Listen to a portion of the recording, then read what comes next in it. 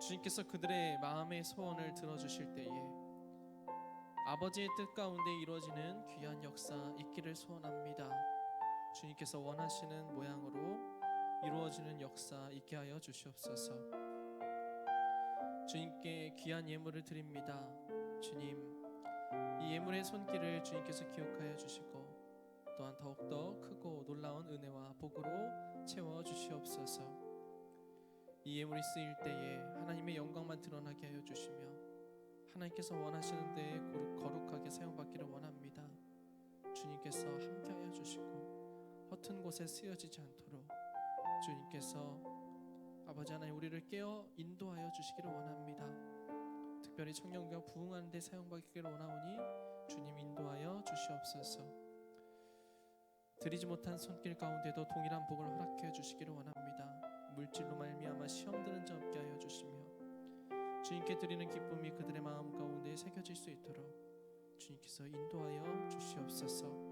마음의 여유와 또한 아버지 하나님 온 세상의 주인이 하나님이심을 깨달아 알게 하여 주시옵소서. 주님께서 주심을 감사합니다. 날마다 감사가 넘쳐나는 청년교구 되게 하여 주시옵소서.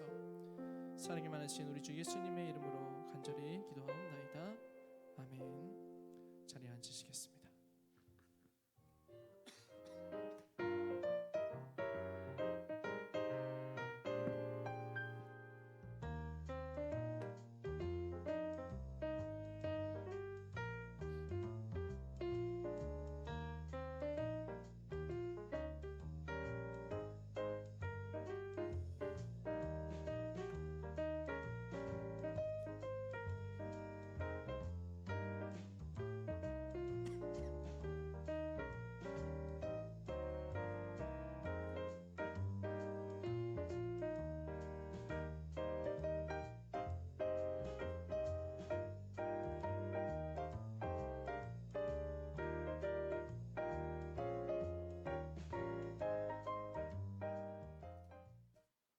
네, 광고 보신 것처럼 총회도 얼마 안 남았고요. 또 내일부터는 교회 부흥회가 있습니다. 김문호 목사님 참 유명하신 목사님이신데 오셔서 같이 은혜 받고 하셨으면 좋겠습니다. 불이 하나 안 켜진 것 같아요. 그렇죠? 그렇지. 네. 자, 그리고 우리 셀 리더 여러분들은 오늘 6시까지 오늘 출석 꼭 올려주시면 감사하겠습니다. 출석 꼭 올려주세요. 네. 자, 오늘은 여호와 아닌 여호와라는 제목으로 함께 말씀을 나누려고 합니다. 예전에 한번 비슷한 말씀을 한번 전한 적이 있는 것 같은데 수요일이었는지 주일이었는지 기억이 잘 안 나요. 자, 어쨌든 오늘은 우상 숭배에 관련된 이야기를 좀 해보려고 합니다. 예전에 감독님께서 설교 중에 감독님의 간증에 대한 이야기를 한번 하신 적이 있습니다. 감독님께서 이제 제 나이 때쯤이었던 것 같아요. 제 나이 때쯤에 이제 저쪽에 포천에 있는 수익교회에서 목회를 하실 때 기도하시는 중에 하나님께서 감독님한테 주셨던 말씀, 이 음성이 이런 거였어요. 교회에서 복음을 전하라 라는 말이었다고 합니다. 교회라는 곳은 주님을 따르는 자들이 모이는 곳이잖아요. 그런데 교회 안에서 복음을 전하라는 것이 굉장히 의아한 역설적인 이야기입니다. 그래서 다시 물어봤다는 거예요. 주님, 제가 지금 여기서 복음을 전하고 있습니다. 그랬더니 복음을 모르는 자가 많다. 교회 안에 복음을 모르는 자가 많다라고 하시면서 교회 안에서 복음을 전하라 라고 말씀하셨다는 것이죠. 복음을 모르는 자가 많다. 제가 목회를 하면서 보니까 저도 이제 목회 연수가 뭐 얼마 되진 않았지만 보여요. 아, 저 사람이 복음을 모르는구나.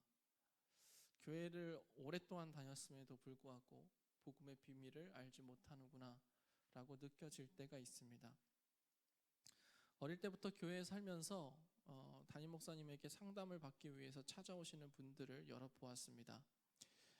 참 교회 안에 별의별 사람들 많아요. 세상 나가면 별의별 사람 많은 것처럼 교회 안에도 저 사람 왜 저럴까 하는 사람들도 종종 있곤 합니다. 그리고 그런 사람들이 와서 상담을 받아요.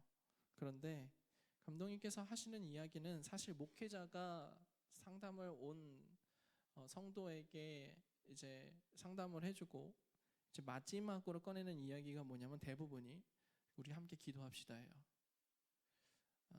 목회자는 그분의 이야기를 들어주지만 영적인 능력은 없어요. 여러분 이거 기억하셔야 돼요. 목회자한테 영적인 능력이 있는 것이 아니라 목회자를 통해서 일하시는 하나님에게 능력이 있는 거고요. 여러분의 안에서 일하시는 성령님이 능력이 있는 겁니다. 그러니까 같이 기도해야죠. 그런데 그렇게 상담을 해주고 이야기를 해줘도 본인의 고집을 꺾지 않는 분들이 참으로 많습니다. 사람이 참 잘 안 바뀌어요. 사람하고 상담한다고 해서 꺾이는 게 아니고 어디서 꺾이느냐? 하나님과 내가 대면할 때에, 하나님과 내가 만날 때에 그때서야 내 영혼이 꺾입니다. 정말로 내가 하나님과 동행하기를 원하고 하나님과 함께하기를 원한다면은 우리는 무엇을 해야 됩니까? 기도를 해야 됩니다. 기도하지 않고서는 절대로 변하지 않습니다. 말씀만 들으면 지식만 쌓이고요. 말씀하고 함께 기도가 가야 그래야지만 사람이 변하게 됩니다. 기도만 하면은 맹목적인 신앙이 되고요. 그래서 기도와 말씀은 항상 주님께서 함께 말씀하셨던 거예요. 짝이에요, 짝꿍. 기도 없는 말씀 없고요. 말씀 없는 기도 없어요. 두 개는 항상 따라가는 겁니다. 기도하셔야 됩니다. 말씀도 들으셔야 돼요. 제가 소원하기는 우리 청년들이 좀 주일 예배, 지난주에도 얘기했지만 주일 예배 말고 요즘 금요 철야 운동이 활발하게 움직이고 있거든요. 그래서 여러분 금요 철야로 오셔서 말씀 들으시고 또 그렇게 기도하는 시간 됐으면 좋겠다. 그래서 지금 금요 철야 다니시는 분들은 감독님 말씀 들으셨죠? 한 명씩 전도하기. 그래서 여러분들이 좀 사모하는 마음으로 나오시면 좋겠다. 다시 지금 거의 이 얘기하려는 게 아니고 제가 저도 이제 목회자로서 이제 살아가면서 저한테 이런 질문이 하나 생기는 거예요. 감독님께서 그렇게 하나님한테 음성을 들었다고 하셨잖아요. 저도 이제 목회를 하면서 이런 생각이, 이런 사람 저런 사람, 그리고 듣지 않는 사람들, 변하지 않는 자들, 기도하지 않는 자들을 보면서 무슨 생각이 드냐면 제가 하나님께 이렇게 기도를 했어요. 주님, 저들이 믿는 하나님하고 내가 믿는 하나님은 같은 하나님입니까? 라는 거예요. 굉장히 무서운 말이에요. 여러분, 소원하기는 저와 여러분들이 믿는 하나님이 같은 분이기를 소원합니다. 우리가 믿는 그분은 한 분이에요. 한 분이에요. 다르지 않아요. 다르면 그게 문제가 있는 거겠죠. 전에 사역하던 교회에서 예전에 한번 이야기를 한 적이 있을 거예요. 여자 2명이 싸웠어요. 여자 청년 2명이 싸웠어요. 둘 다 저를 찾아와서 상담을 합니다. 이 년이 나쁜 년이에요. 저 년이 나쁜 년이에요. 이제 이런 거예요. 나는 잘못한 게 없어요. 그럼 목회자는 어떻게 해야 될까요? 누구 편을 들어줘야 될까요? 어떻게 해야 됩니까? 주님의 뜻을 찾아야죠. 근데 주님의 뜻이라는 게 별거 없어요. 교회를 오랫동안 다니셨고 예수 그리스도의 가르침이 무엇인지를 알면 하나님의 음성이 들리지 않아도 그렇게 싸웠다면 답이 무엇인지는 명확해져요. 무엇입니까? 용서하고 사랑하는 겁니다. 자신이 싸운 것에 대해서 회개하고 그 사람을 사랑하기 위해서 주님 앞에 간구하는 것, 그거면 되는 거예요. 제가 두 분에게 똑같이 상담을 해드렸습니다. 1시간 동안 이야기를 듣고 마지막으로 정리를 하면서 그랬어요. 답 알고 계시지요? 답 알고 계시지요? 근데 첫 번째 만났던 사람은 그 얘기를 듣고 이렇게 얘기를 합니다. 맞아요. 목사님 말이 맞아요. 한번 그렇게 해보도록 노력해 보겠습니다. 기도하고 그렇게 사랑해 보려고 용서해 보려고 노력하겠습니다. 근데 갑자기 한 사람이 후자에 상담받았던 이 사람이 저한테 이렇게 얘기하는 거예요. 하나님은 제 편이기 때문에 무조건 제 의견을 이해해 주실 겁니다. 나는 잘못한 게 없습니다. 제가 그랬어요. 정말로 그게 하나님의 뜻일까요? 안 바뀌더라고요. 원인 없는 결과 없다고 그 사람이 안에 있는 그 하나님이 만들어진 원인은 분명히 있을 겁니다. 삶에 대한 어떤 팍팍함, 그리고 인간관계에 대한 두려움, 그리고 무언가를 의지하기 위해서 극단적인 하나님을 만들어낸 거예요. 그런 모습일 거예요. 그 사람의 속을 다 알 수는 없지만 그가 그렇게 이야기하는 이유는 아마 그런 이유일 것입니다. 정말로 단호하더라고요. 하나님께서 우리에게 가르쳐 주시는 것은 이 사람 다르고 저 사람 다르고가 아니에요.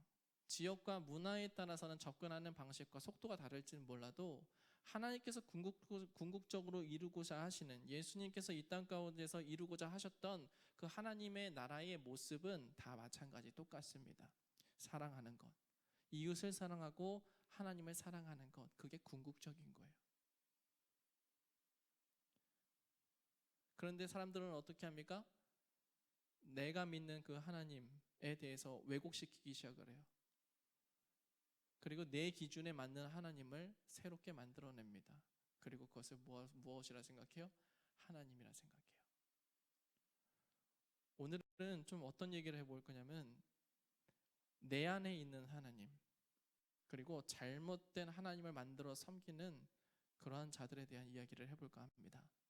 좀 무거운 이야기예요. 내려. 성경 묵동 안 했어? 그랬구나. 고맙다 야. 제가 그랬군요. 네. 큰일 날 뻔했어. 잘했어. 이제 본문 들어가기 전이에요. 잘 다행이네요. 네.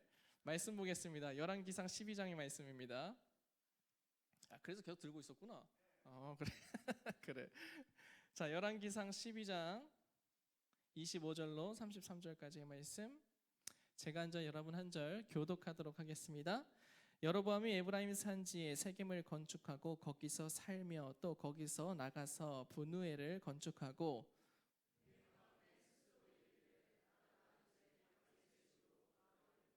만일 이 백성이 예루살렘에 있는 여호와의 성전에 제사를 드리고자 하여 올라가면 이 백성의 마음이 유다 왕 된 그들의 주 르호보암에게로 돌아가서 나를 죽이고 유다의 왕 르호보암에게로 돌아가리로다 하고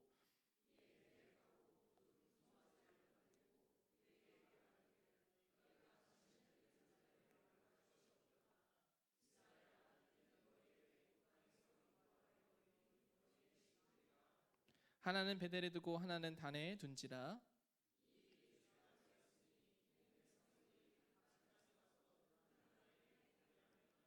그가 또 산당들을 짓고 레위 자손 아닌 보통 백성으로 제사장을 삼고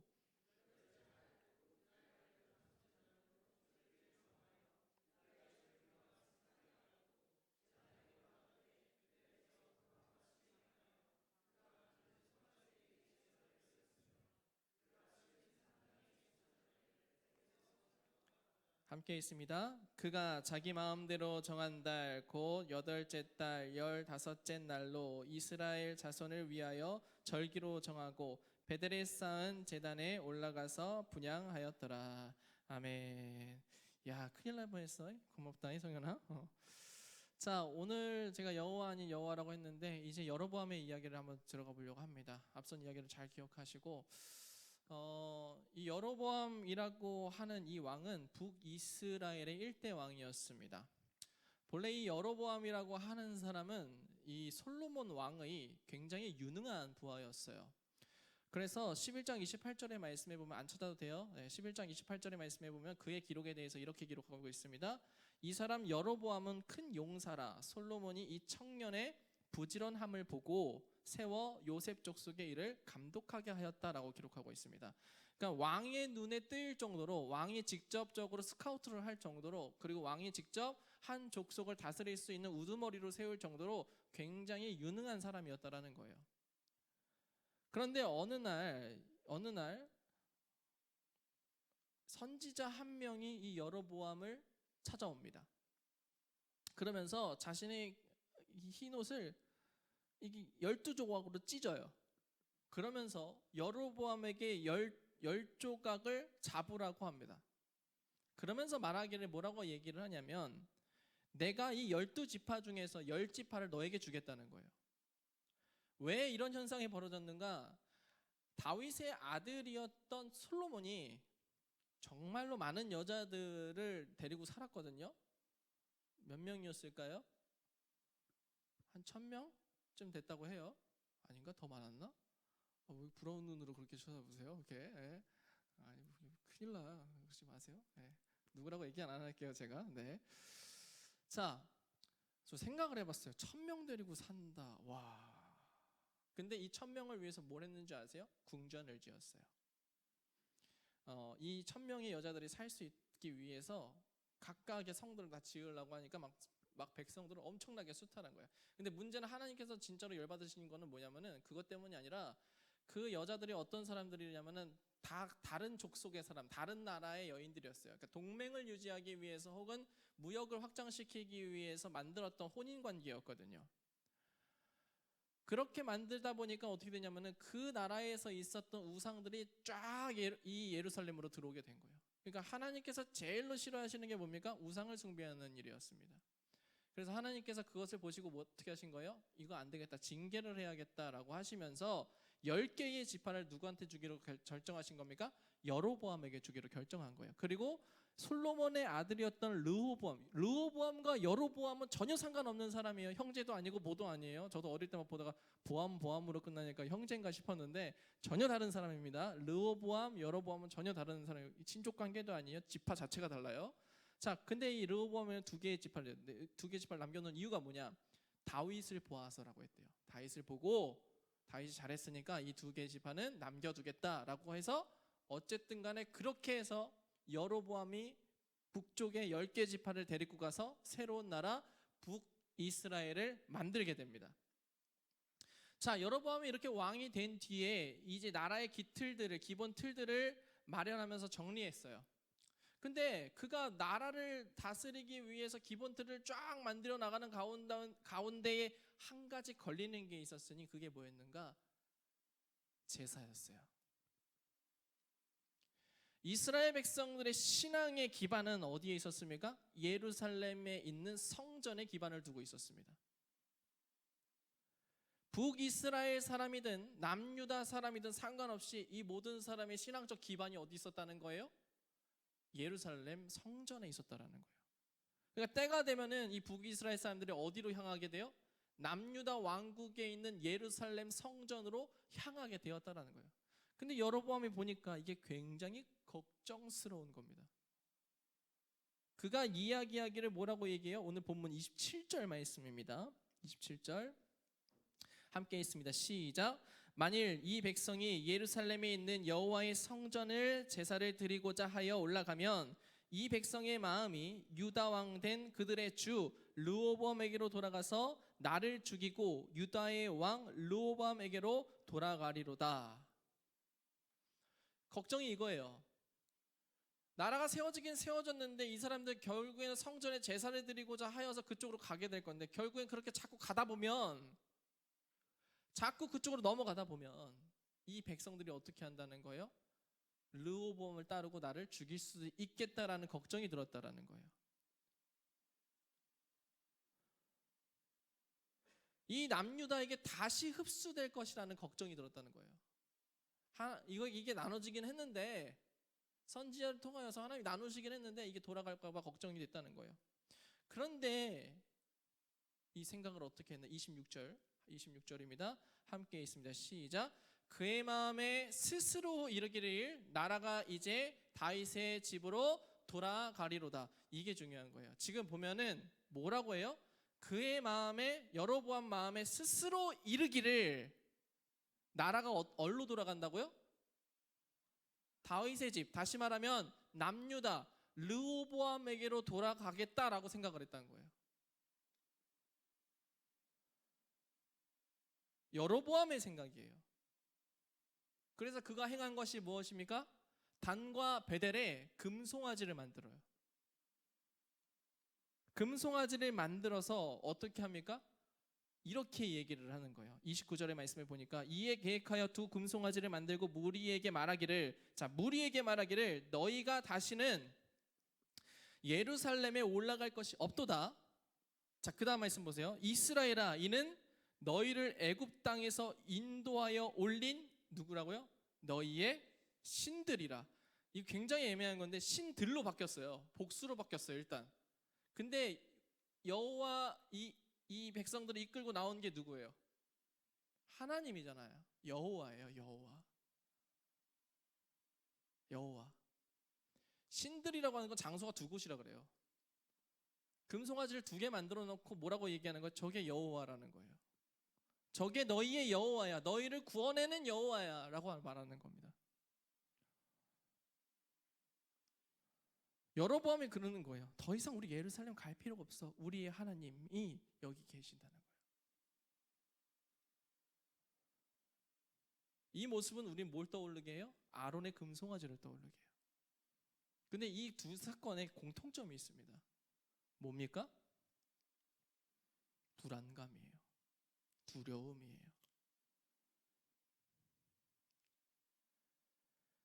모세가 40일 동안 내려오질 않으니까 백성들이 들고 일어납니다. 우리를 여기서 꺼내, 우리 인도에 하나님을 만들어라 라고 하면서 그 불안감, 이 아론이 불안감에 떨어요. 이 사람들이 우리 나를 죽일 수도 있겠다. 그래가지고 어떻게 하는 금송아지 만드는 거예요. 여로보암도 마찬가지였던 거예요. 그 나라를 세우긴 세우는데 이 백성들이 다시 남유다에 흡수될 것 같으니까 마음 가운데 불안감이 생기는 거예요. 불안감이 생기니까 어떻게 한 거예요? 그가 우상을 만들었다라는 거예요. 여러분, 이 불안감이 우리에게 찾아올 때에 자극되는 게 있어요. 뭔지 아세요? 자의식이에요. 자의식.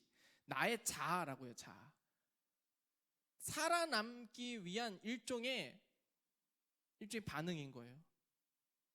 여러분, 세상이 우리를 하나님과의 관계를 끊기 위해서 하는 가장 효과적인 방법이 뭐냐면은 우리의 삶을 불안하고 두려움 가운데 빠지게 하는 겁니다.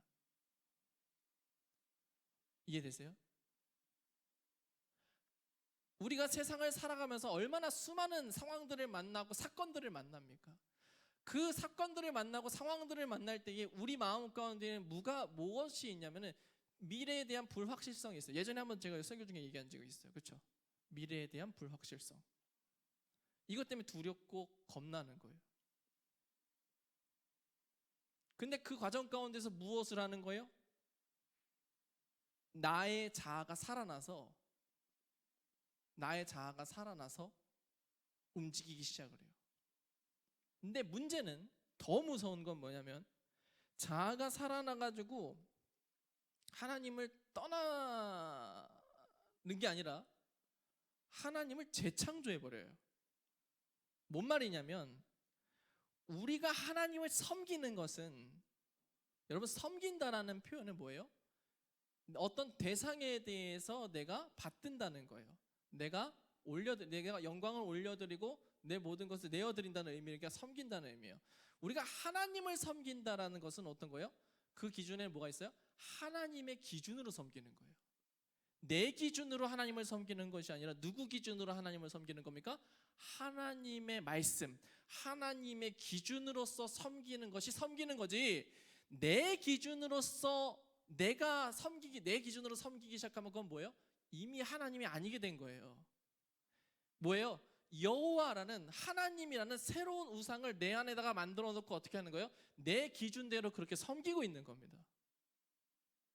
이미 우상 숭배가 시작됐다는 말이에요. 여러분, 우리가 이 함정 가운데 정말로 많이 빠집니다.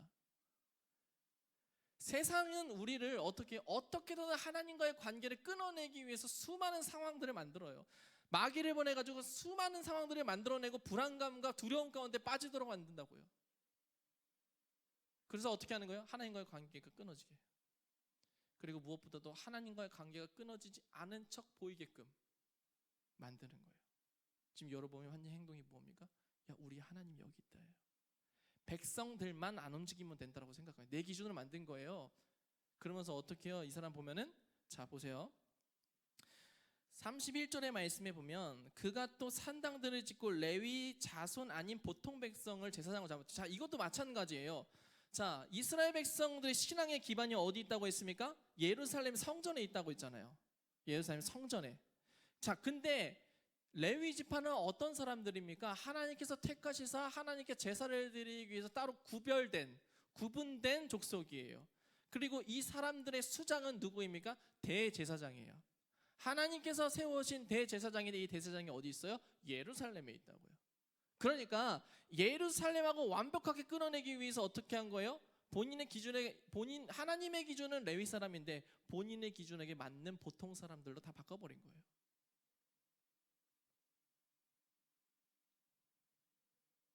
자, 그리고 나서 32절과 33절의 말씀을 보면 이런 얘기가 나옵니다.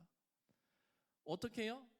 8째 달 곧 그 달 15째 날로 절기를 정했는데 이게 뭐와 비슷합니까? 유다의 절기와 비슷하다라는 거예요. 자, 요거 부분 중요해요. 우리 할 거 다 하고 있다라는 거예요. 하나님을 섬기기 위해서 뭘 하고 있어요? 우리 모양적으로는 다 갖추고 있다라는 거예요. 갖추고 있다라는 거예요. 근데 하나님께서 제일 싫어하는 게 무엇인지 아십니까? 산당이에요. 산당. 새로운 데 제단을 쌓는 거예요. 예루살렘에서 그 당시 구약 시대는 예루살렘에서 예배를 드리는 것이, 제사를 드리는 것이 기준이었어요. 하나님의 기준이었어요. 그래서 모든 산당들은 재벌이라고 얘기했음에도 불구하고 이스라엘 백성들이 본인이 편하려고 본인들의 기준을 만들어서 제하지를 못했다고요. 이스라엘 백성들이 남유다왕국에 끊임없이 싸웠던 게 뭐냐면 제단을 허무는 일이었어요. 산당을 허무는 일이었다고. 근데 산당을 허물지 못했다는 왕들이 너무나도 많아요. 그래서 하나님 보시기에 악했다라고 기록되어 있어요. 본인 편하려고, 본인 기준에 따라서 만든 거예요. 그러면서 섬길 건 다 한다는 거예요. 우리 다 그렇게 절기 지키고 있어. 다 그렇게 제사 드리고 있어. 그러니까 우리는 문제가 없어. 왜? 근데 이미 하나님이 아닌 하나님인 거예요. 여호와가 아닌 여호와인 거예요. 섬긴다는 말을 우리가 명확하게 해야 돼요. 하나님 기준으로 섬기는 거예요. 믿으십니까? 내 기준이 아니고요. 하나님 기준이에요. 내 상황이 아니라 하나님의 상황이에요. 내 시간이 아니라 하나님의 시간인 거예요. 우리의 삶이 매일매일의 삶에서 얼마나 빠르게 변하고 얼마나 상황들이 급변하냐고요. 그러면서 우리는 계속 어떻게 해요? 불안해요. 여로보암은 그러는 거야. 우리 하나님 섬기고 있다. 여호와 섬기고 있다. 봐라, 이것이 너희들을 애굽에서 인도해낸 하나님이다.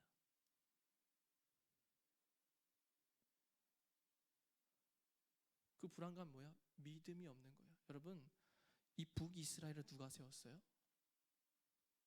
북이스라엘을 누가 세웠습니까? 하나님이 세운 거예요. 여러분, 이거 잘 기억하셔야 돼요.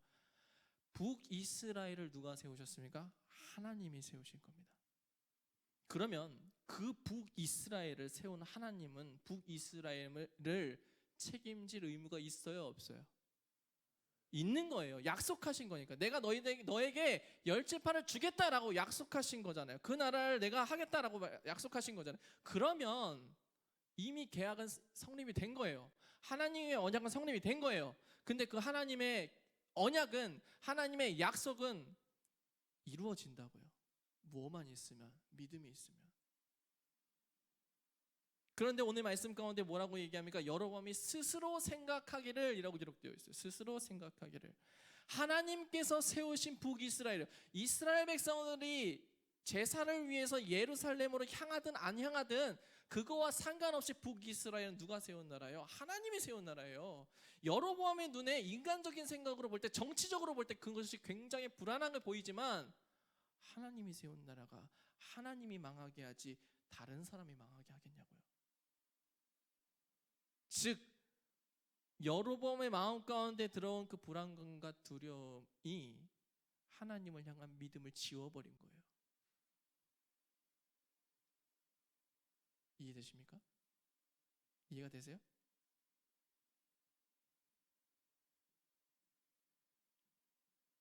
믿음이 없기 때문이에요. 하나님께서 세우셨으면 하나님께서 책임지시는 겁니다. 마찬가지예요. 하나님은 우리를 부르셨어요.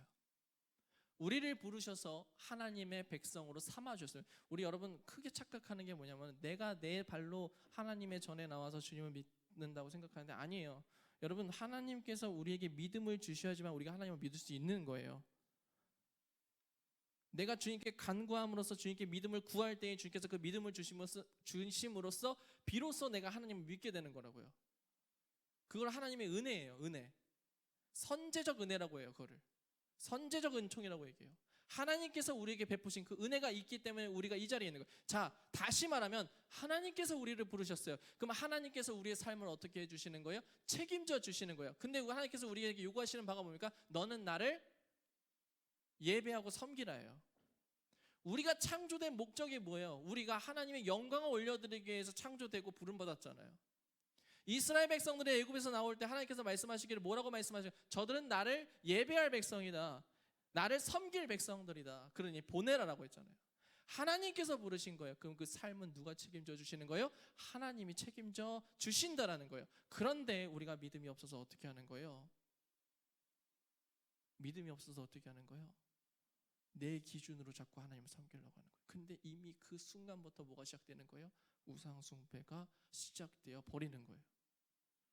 여로보암과 같은 그 똑같은 죄가 내 안에서 시작된다라는 거예요. 여러분 안에 있는 그 하나님은 진짜 어떤 분이세요? 이거 잘 생각하셔야 돼요. 내가 믿는 지금 이 하나님은 어떤 하나님인가요? 우리는 하나님의 기준으로 주님을 섬겨야 됩니다. 그래서 하나님 아닌 하나님, 여호와 아닌 여호와를 섬기는 것이 아니라 진정한 하나님, 진정한 여호와를 섬길 필요가 있다라는 거예요. 여로보암이 놓친 게 바로 그거예요. 하나님께서 세우셔서 북이스라엘 쫙 했어요. 눈에 갑자기 불안한 것들이 막, 내 걱정들이 막 들어와요. 걱정하지 마세요. 상황과 여건이 그렇게 바뀐다고 할지라도 하나님이 부르셨고 하나님이 세우셨다면 그건 하나님이 책임지시는 거예요.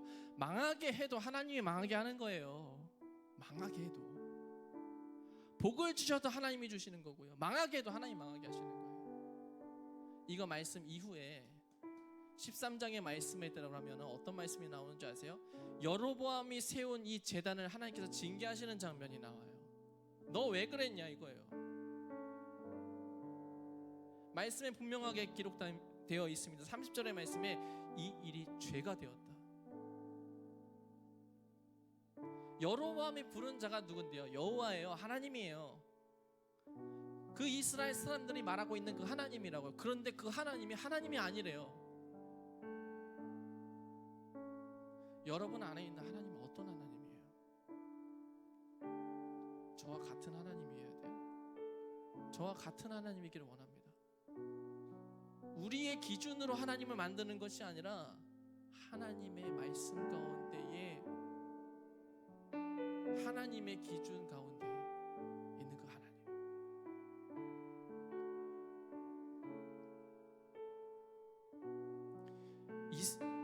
최초의 인간의 죄가 들어올 때에 뱀이 사람을 유혹할 때 그래요. 저 과실을 먹으면 너가 하나님처럼 될 거야. 요 하나님처럼 된다는 게 뭔지 아세요? 기준을 만든다는 거예요.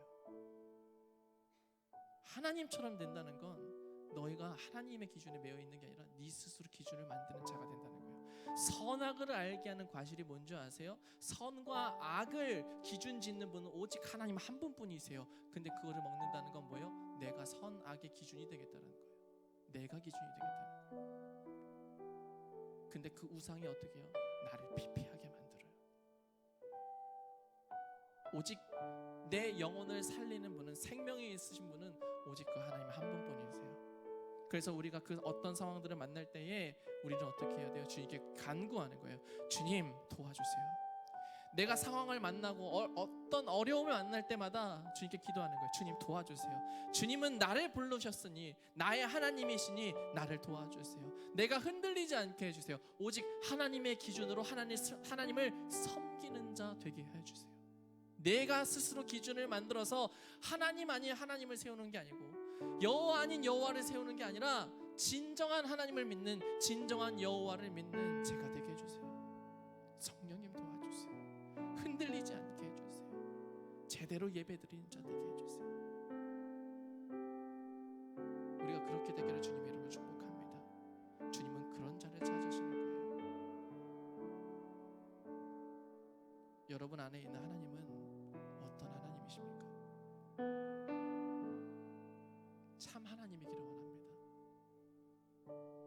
그리고 주님께서 책임져 주시는 인생 되길 소원합니다.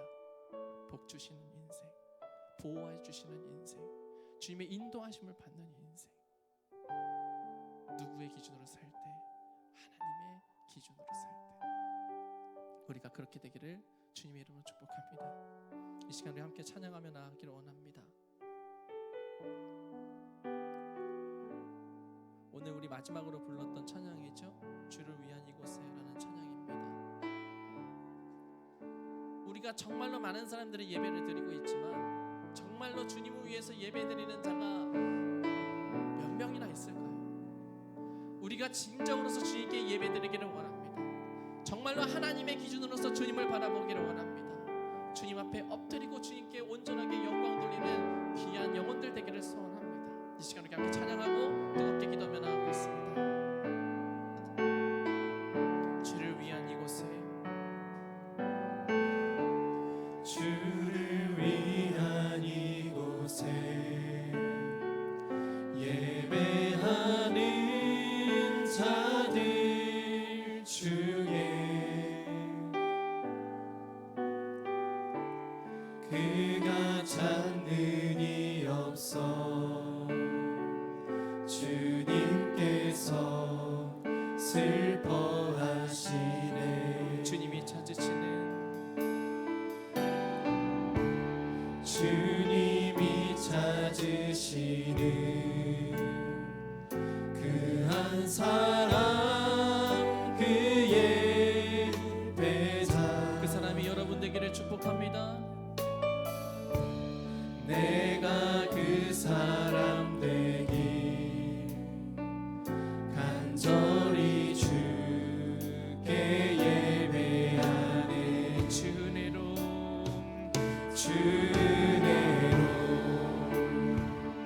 이곳에 서인데 주 임재에 엎드려 절하네. 그 어느 것도 난 필요 없네. 주님만 경배해.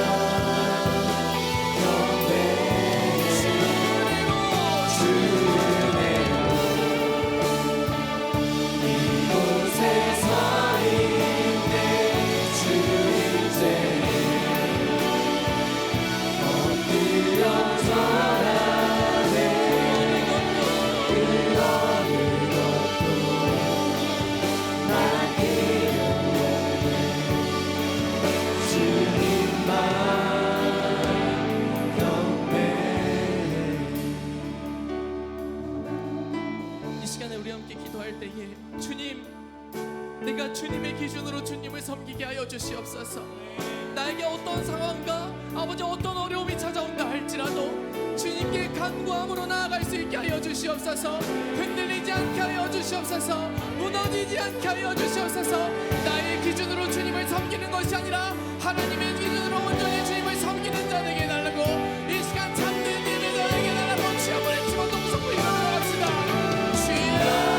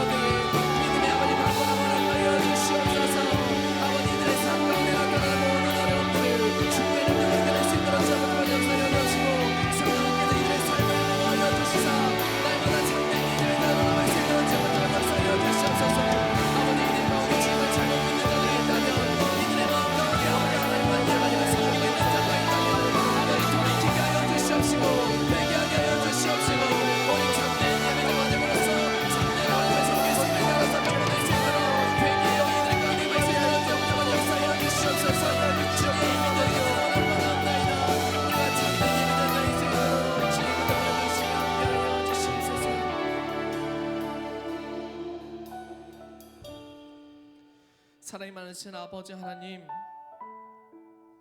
우리의 삶에 우리의 삶을 어렵게 하고 힘들게 하는 모든 상황 속에서 주님께서 반드시 나를 지켜주실 줄을 믿습니다.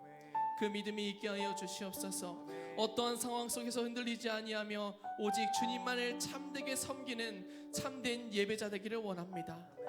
나의 기준으로 섬기는 자 되지 않게 하여 주시옵시고 오직 하나님의 말씀과 하나님의 기준으로서 주님을 섬기는 자 되게 하여 주시옵소서. 주님과 동행하는 귀한 삶 되게 하여 주시옵소서. 흔들리지 않기를 원합니다.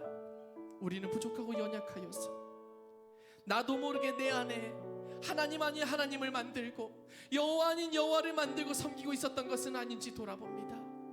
주님, 이러한 우리의 모습을 용서하여 주시옵소서. 깨끗게 하여 주시옵소서. 새롭게 하여 주시옵소서. 오직 주님의 능력을 힘입는 인생 되기를 원하오니 참된 예배자 되기를 하여 주시옵소서. 이 시간 결단하며 나아가는 주의 거룩한 청년들 가운데에 변화받기를 원합니다. 주님을 위하여서 섬기는 자 되기를 원합니다. 더 이상 내 기준들을 아버지 과감하게 내려놓게 하여 주시옵시고 하나님께서 기뻐하시는 것이 무엇인지를 고민하고 기도할 수 있는 자 되게 하여 주시옵소서. 더욱더 주님과 동행하기 위하여서 발버둥 치는 자 되게 하여 주시옵소서. 기도하기를 원합니다. 들으며 깨닫기를 원합니다. 주님께서 부르실 때 순종하기를 원합니다. 주님, 우리에게 그러한 믿음이 있게 하여 주시옵소서. 그러므로 말미암아 하나님과 동행함으로 하나님께서 예비하신 은혜와 복을 받고 어떤 상황에서도 보호받는 귀한 역사 있게 하여 주시옵소서. 지금은 우리 주 예수 그리스도의 은혜와 한량없는 하나님의 사랑하심과 성령님의 감동 감화 내주 충만하심의 역사가 이 시간 참된 예배자 되기를 원하는 주의 거룩한 청년들 머리 위에 영원토록 함께 없으기를 간절히 축원하옵나이다. 아멘.